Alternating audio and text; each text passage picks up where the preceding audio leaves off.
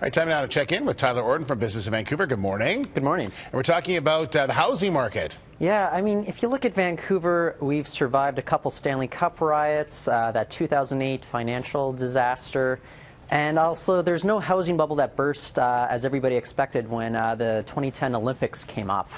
It's interesting. There's a new study from the Grosvenor Group. It's talking about how Vancouver, out of all the countries or all the cities in the world, it's the number 2 in terms of resiliency in the real estate markets.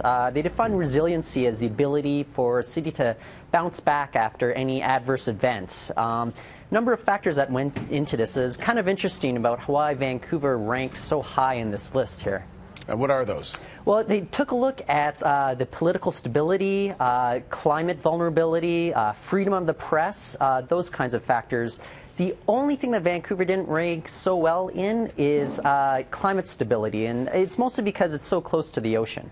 Yeah, it's interesting because our housing market we've always looked at as an indicator of how we're doing in the province, and we have seen some lean times last little while. But as you mentioned, for some reason, houses are still selling and people are still buying. I mean, it's just part of the market here. I mean, there is that hunger for it, and it also has a lot to do with what the developers are charging. People are willing to pay these prices, and just this study says that it looks like people are always going to be willing to pay the prices here in Vancouver. All right, well, we'll see what happens going forward, and also for more foreign investment as well, which would aid to that. Okay, Tyler, thanks very much. We'll check back with you in an hour.